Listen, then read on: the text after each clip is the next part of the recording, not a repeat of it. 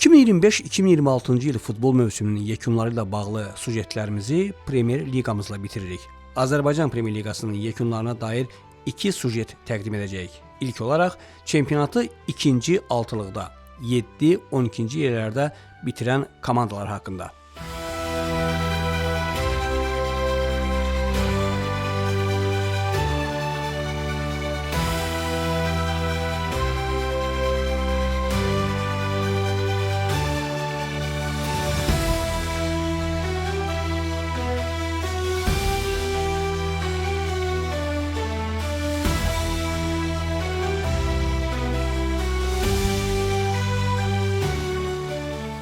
Premier Liqanın 7-ci Sumqayıt FK özünün növbəti yola verdi mövsümünü keçirdi. Halbuki ikinci altılıqda yer alan klublar arasında bu mövsüm üçün ən böyük büdcə məhz Sumqayıtda idi. Özünü böyük şəhərin tək komandası adlandıran bu klub hələ ki o böyük şəhərə, Azərbaycan futboluna neçə tanınmış oyuncular bəxş etmiş Sumqayıta layiq nəticələr göstərmir. Klub rəhbərliyinin bu mövsüm üçün etdikləri də istənilən nəticəni vermədi. Ötən yay baş məşqçi postuna gətirilən Serbiyalı Saşa İliç mövsüm bitincə yola salındı. Hərçənd Sumqayıt mövsümünün startında daha yaxşı perspektiv vəd edirdi. Komanda bu mövsümü yalnız 3 rəqibindən az qol vurub. Məhsuldarlıqda özündən üst sıralarda qərarlaşan Turan, Tovuz, Zirə və Araz Naxçıvanı qabaqlayır. Gəl ki, vurduqlarından da çox qol buraxmaları komandanı ikinci altılığa atdı. İlk 4 turda 10 xal toplayan İliçin komandası hətta Qarabağda məğlub edərək liderlər qrupunda yer almışdı. Amma növbəti 3 turda qazanılan bir xal Sumqayıtı geriyə tulladı.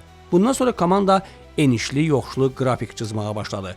Gah ardıcıl qələbələr, gah da bir neçə oyun xalsızlıq. Qış fasiləsinə 27 xalla 4-cü sırada çıxan Sumqayıtın başına nə gəldisə 2026-cı il başlayandan gəldi. Yanvardan aprelin 19-nədək 4 ayda yalnız Karvan Yevlaxa qalib gələn komanda Avrokubok zonasından uzaqlaşmağa başladı. Saşa İliç isə böhran vəziyyətinin məşqçisi deyilmiş. Əksinə, Serb mütəxəssislə oyuncular arasında dava-dalaş həddinə gəlib çatan münaqişələrin baş verməsi xəbərləri yayıldı. Kapitan Səbuhi Abdullazadə haqqında baş məşqçi hətta media qarşısında kəskin fikirlər söylədi. Ukraynalı Beskorovani ilə qalmaqalsa bundan da böyük əks-səda doğurdu. Artıq mövsüm bitməmiş İliçin göndəriləcəyi şübhə doğurmurdu və budur, bu günlərdə o qərar verildi. İliçin gediş ərəfəsində dedikləri isə bəlkə klub prezidenti Riyad Rəfiyevi düşündürəcək. Hazırki futbolçuların pis olduğunu deməzdim, amma reallıqlar var. Səviyyəli komanda olmaq üçün səhvlər minimuma enməlidir. Bəzi məsələlər həll olunsa Sumqayıt Avrokuboklara vəsiyə qazanar. Komandada dəyişikliyə ehtiyacı var. Statın sonu. Klubun rəhbəri də belə fikirləşmiş. Artıq bir neçə gündür mediada ucudan tutma Sumqayıtdan ayrılan oyuncular haqqında xəbərlər çıxır. Hətta 10 qolla bu mövsüm Sumqayıtın bombardiri olan Ramalingom da klubu tərk etdi. Yazılanlara inansaq, heyət böyük ölçüdə yenilənəcək. Klub daha səviyyəli legionerlərin transferi ilə yeni mövsüm üçün iddialarda olacaq. Düzdür, hər yay eşitdiyimiz söhbətdir. Bəlkə bu dəfə işə daha ciddi yanaşma oldu.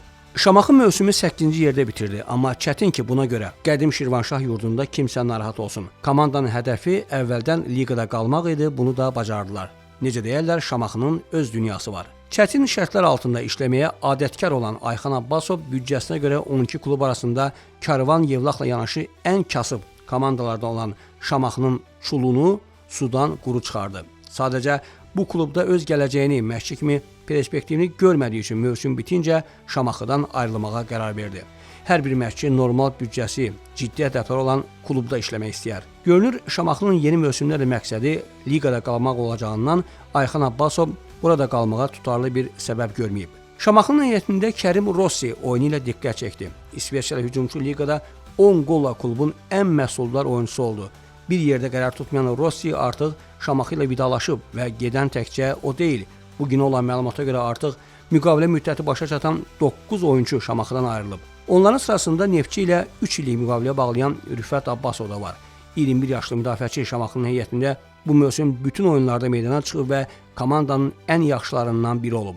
Ondan başqa daha bir 21 yaşlı futbolçu Oruc Məmmədov da 33 çempionat maçından 31-də meydanda olub və müsbət mənada diqqət çəkib. Ümumiyyətlə Qəbələdən sonra bu mövsüm gənc yerli futbolçulara ən çox şans verən komanda Şamaxıdır. Ayxan Abbasovu gənc yerli futbolçulara güvənib şans verdiyi, Azərbaycan futboluna qazandırdığı üçün yalnız alqışlamaq olar. Digər gənc oyunçulara da Rüfətlə Oruç nümunə olmalıdır. Legioner limitinə boş-boşuna ümid etməkdənsə, məşqdə var gücünlə çalışmaq, özünə tələbkarlığı artırmaq və forma haqqını qazanmaq lazımdır. Yoxsa ver yeyim, ört yatım, gözlə canım çıxmasın məsəli. Onsuz da yerli oyunçu kimi oynamalıyam düşüncəsi ilə yaşayanlardan yüksək səviyyəli futbolçu olmayacaq. Normalda 9-cu yeri tutan komanda barəsində müsbət fikir səsləndirməyə çətin olar, amma İmişli FK tərifi haqq edir. Ona görə ki, İmişli ilə bərabər ötən mövsüm 1-ci liqadan gələn digər iki komanda Qəbələ və Karvan Yevlaxın aqibətini onlar yaşamadılar. Yevlax klubu yenə 1-ci liqaya yuvarlandı, Qəbələ də aşağı düşməkdən son anda xilas oldu. İmişli isə bu baxımdan xeyli əvvəl rahatlaşmışdı. Baş məşqçi George Kaşkilya Azərbaycan futboluna yad olsa da işinin öhdəsindən layiqincə gəldi. Çempion Sabahı bu mövsüm ilk məğlub edən İmişlilər oldu. Digər iddialı komandalarla görüşlərdə İmişlinin nəticələri: Zirə ilə hər 3 oyunda heç-heçə, Turan Tovuzla 3 oyundan ikisində heç-heçə, Araz Naxçıvan üzərində 1 qələbə, 1 heç-heçə, Neftçi ilə duellərdə 1 qələbə, 1 heç-heçə. Elə Neftçini məğlub etdikdən sonra noyabrın 23-dən ta ki aprelin 12-si Qəbələ üzərindəki qələbəyə qədər komanda 5 aya yaxın düz 14 tur qalibiyyətə həsrət qaldı. Amma sezonun ilk yarısında yığdığı xallar, mövsümdə Zirədən sonra ən çox 13 dəfə heç-heçə oynamaları İmişlini outsiderlər sırasına düşməyə qoymadı. Çempionatın sonlarında Qəbələ, Kəpəz və Araz Naxçıvan üzərində qələbələrlə klub minimum vəzifəsinin öhdəsindən gələrək Premyer Liqada yerini təmin etdi. Mövsümün əsas yükünü İmişlinin legionerlərə çəkdi. Amma başda Azər Salahlı olmaqla yerli futbolçuların da əməyi az olmadı. Portuqaliyalı baş məşqçiyə isə afərin. Liqada yerini təmin etdikdən sonraki turlarda start heyətində Azərbaycanlı futbolçuların sayını artırdı. Zirə ilə görüşdə 5, Qarabağla 6, Karvan Yevlaxla son turun maçında isə start heyətində 10 yerli futbolçuya yer verdi Kaşkilya. Amma müsbət təəssürat yaradan bu baş məşqçi İmişlidə qalmayacaq. Onun klubla yeni müqavilə imzalamayacağı bildirilir. Yəqin klubun böyük hədəflərinin olmaması, az büdcəsi onu qane etməyib. İndi görək İmişli FK yeni mövsüm üçün Kaşkilya kimi effektli baş məşqçi tapa biləcəkmi? Azarkeşlərin klubdan əsas narazılığı ev oyunlarını İmişlidə yox, Qubada keçirməsidir. Klub prezidenti Kamran Eyyubov Sportinfo TV-yə açıqlamasında İmişlidə yeni stadion tikintisi planından danışmışdı. Demək hələ azı bir mövsümdə İmişli FK-nı İmişlidə görməyəcəyik. Kəpəz adını daşıdığı dağ boyda problem daşıyır. Bu klubu sanki qarğıyıb ya tilsimləyiblər. 2022-2023 mövsümündən Gəncə futbol elitasına qayıdandan Kəpəz artıq 4-cü mövsümdür. Ölüm-zülüm birtəhər liqada yerini qoruyur. Növbəti mövsüm eyni səhvlər daha ağır formada təkrarlanır. Bu kluba normal bir idarəçi, rəhbər tapılmır ki, bütün ipləri çəkib əlində cəmləsin. Bəzi azarkeşlər əvvəlki rəhbər İlqar Nadirini bəyənmirdi. Amma indikləri görəndə Nadiriyə şükür etməlidirlər. Heç olmasa İlqar bəy Kəpəzin maliyyə baxımından lap ağır dönəmində şəxsi əlaqələrindən, münasibətlərindən istifadə edib klubu ayaqda saxlaya bilmişdi. Ötən yaydan bu yaya klubun rəhbərliyində o qədər anlaşılmaz, qəfil dəyişikliklər oldu ki, kimin əli kimin cibindədir müəyyənləşdirmək olmur. Ötən mayda geniş biznes şəbəkəsi olan Namiq Qədirov klubun idarə heyətinin sədri seçildi. Fərman Əlizadə sədrin idarəçilik, Erkin İbrahimov isə idman məsələləri üzrə müşaviri təyin olundu. Cəmi 2 ay ərzində Qədirov Kəpəzdə qədir bilməz adamların əlindən bezib klub daxili intriqaları görüb səhv yerə gəldiyini anladı və sədrlikdən istefa verdi. O günlərdə kəpəzsevərlər müşavir postuna gətirilmiş menecer Erkin İbrahimovu yıxıb sürüyürdü ki, faydasız legionerlərə transfer etməklə kluba zərbə vurur. Tezliklə Erkin İbrahimov da klubdan getməli oldu. Həmin vaxt idarə heyətinin sədri postunda Erkin İbrahimovun xalası oğlu idi. Namiq Qədirovu Sokarda yüksək postlar tutmuş Adil Vəliyev əvəzləmişdi. Amma belə rəhbərlik olmur axı. Kəpəzdəkilər aylarla Vəliyevin üzünü görmürlər. Klubu faktiki olaraq idarə heyətinin üzvü Fərman Əlizadə idarə etməkdədir. Rəhbərlikdə bu əl dəyişmələr Kəpəzin turnir cədvəlindəki çıxışında əksini tapdı. İlk 5 turun hamısında uduzan Adil Şükürov baş məşqçi postundan göndərildi və Kəpəzdə ikinci Adil Şükürov Azər Bağırov əvəzlənməsi baş verdi. Bir neçə ay əvvəl klubu liqada saxlayan Azər Bağırova qapını göstərən Kəpəzin rəhbərliyi bu dəfə az qala minnətçi düşərək 41 yaşlı məşqçini kluba qaytardılar. Azər Bağırov isə ardıcıl ikinci mövsüm Kəpəzi ölü vəziyyətdə alıb diri təhvil verdi. Qarabağ üzərində 2 qələbə, çempion Sabahla oyunda qalibiyyət Azər Bağırovun bu mövsümki möcüzələrindəndir. Kəpəzi liqada saxlayan da elə iddialı rəqəblərdən qopardığı xallar oldu. Sonda turnir cədvəlində Qəbələ ilə xalları eyni olsa da, çempionatın reqlamentinə əsasən belə vəziyyətdə qələbə sayı əsas götürüldüyündən bu göstəricidə Qəbələni qabaqlayan Kəpəz play-off oynamaqdan canını qurtardı. Azər Bağırov isə yenə ötən ilki kimi Kəpəzdən ayrılır. Fərq ondadır ki, bu dəfə klub göndərmir, özü gedir. Rəsmi təsdiqlənməsə də, növbəti iş yerinin Şamaxı klubunun olmaq ehtimalı yüksəkdir. Qəbələ 1-ci liqaya düşməkdən son anda play-offdakı qələbə ilə xilas oldu. İllər sonra Azərbaycan Premyer Liqasına qayıtmış Kakhaber Skadadze ilk sınaqda ümidləri doğrultmadı.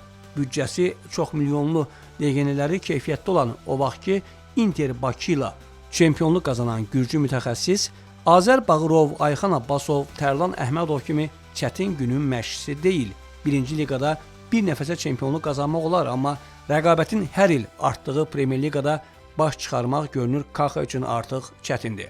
Qəbələ ilk 4 turda cəmi bir xal qazanmışdı. Onu da liqada qalmaq mübarizəsində əsas rəqiblərinə olan Karvan Yevlaxla oyunda. İlk qələbə Kəpəzlə görüşdə əldə edildi. Ardınca 7 tur qələbəsizlik. Daha sonra belə bir tilsimə yanvarda İmişli üzərindəki qələbədən sonra düşdülər. Aprelə qədər 8 oyun Qəbələnin qələbəsi olmadı. Sadəcə Karvan Yevlaxın çox bərbad vəziyyətdə olması Qəbələni sonuncu olmaqdan xilas etdi. Liqada qalmaq üçün play-off görüşündə isə Qəbələ hər cəhətdən büdcə, heyət baxımından üstün olduğu rəqibi Mingəçevir FK-nı məğlub edərək azarkeşlərinə ikinci dəfə liqadan düşmə şokunu yaşatmadı. Komanda mövsüm ərzində yerli oyunçulara güvəndi. Hər turda start heyətində 4-5 milli futbolçuya yer verildi. Yenə legioner limitinin ləğvi yadıma düşdü. Buyurun yerli futbolçular, özünüzü sübut edin. Sonra itib batanda, 1-ci, 2-ci liqada gün keçirəndə vaxtında əsas komandada bizə şans verilmədi deyib şikayətlənməyəsiniz ha. Heç olmasa komanda yoldaşınız və həmyaşıdınız Prins Ovusudan nümunə götürün. Eşkin Əhmədov, Nicat Əliyev, Şahin Şahniyarov, Nuqay Rəşidov bəzi maçlarda elə möhtəşəm oynayırdılar ki, növbəti mövsümdə yəqin azı Neftçi, Qarabağ və ya Sabahdan təklif alarlar deyə düşünürdük. Bəzən də meydanda elə görünürlər ki, fikirləşirdin, bu oyunçular Premyer Liqa səviyyəsində deyil. Qəbələnin bəzi legionerlər də ciddi fərq yarada bilmədi. Balua öz keyfinə oynayan futbolçu təsiri bağışladı. Sangare, Kuimbila, Kunde yararsız idilər. Jaime Sierra, Seydina Keita, İsmail Akinade, 9 qolla klubun bu mövsüm bombardıra olan Domi Massumo və gənc Prins Ovusu komandaya az-çox fayda verdilər. Amma yeni mövsüm üçün komandanın yenidən yığmaq lazım gələcək. Əks halda gələn mövsüm Qəbələ heç play-offa da qalmaya bilər. Və nəhayət Premyer Liqanın sonuncusu. Yevlaxa 16 ildən sonra böyük futbol qayıtmışdı. Təəssüf ki, elə gəldiyi kimi də qayıtdı. Ötən sujetlərin birində deyildiyi kimi Karvan hələ də 20 il əvvəlki idarəçiliklə, təfəkkürlə, yanaşma ilə idarə olunur. Klubun sahibi futbola öz biznesindən daha çox vəsait ayırmağı məqsədə uyğun saymadı. Xərclədiyi pulsa hazırki liqada qalmaq üçün yetərli olmadı. Klubun təkcə vəsaitə yox, həm də peşəkarlaşmağa ehtiyacı var. Adicə mətbuat konfransı otağını tələblərə uyğun hazırlayıb ortaya çıxara bilməyən, məşqçi ilə birtərəfli qaydada pozulan müqaviləyə görə kompensasiya ödəmək anlayışını qəbul etməyən klubdan nə gözləmək olar? Yevlax klubu haqqında turnir cədvəl danışır. Hamıdan az qələbə sayı, ən çox uduzan komanda, ən çox qol buraxan və ən az top vuran. Komanda mövsümü 15 xalla bitirdi. Bunun 5-ini Azər Həşimov, 10-unu isə Füzuli Məmmədovun rəhbərliyi altında qazandılar. Noyabrda Azər Həşimov istefaya göndərilsə də, klub onun təzminatını ödəmədiyi üçün Füzuli Məmmədovun təyinatını yalnız ay yarım sonra, yanvarda rəsmən açıqladılar. Mayın 29-da isə Karvan Yevlax Füzuli Məmmədovla da yollarının ayırması barədə məlumat yaydı. İrəli yox, geri gedən Karvanın növbəti sarvanı kim olacaq? Bu klub rəhbərliyinin seçimidir. Klubun sahibi Şahmar Vəliyev yaxınlarda Sports 1 saytına maraqlı müsahibə vermişdi. Onun iddialı fikirləri, özünü tənqidi çıxışı müsbət təsir bağışladı. Şahmar Vəliyev müsahibəsində deyir ki, futbolda fərdi maraqlar və maxinasiyalar rol oynayır. Deyəsən Vəliyev bunu öz klubunda aşkar müşahidə edib. Stat: Əsas problem seleksiya mərhələsində buraxılan ciddi səhvlər oldu. Bu prosesi həvalə etdiyim şəxslərə tam etimad göstərdim. Təəssüf ki, onlar özlərini doğrultmadılar. Komandaya kifayət qədər yüksək maaşlı futbolçular cəlb olunmuşdu. Lakin meydandakı performansla yatırılan vəsait arasında ciddi uyğunsuzluq yarandı. Xüsusilə legioner seçimi məni qətiyyən qane etmədi.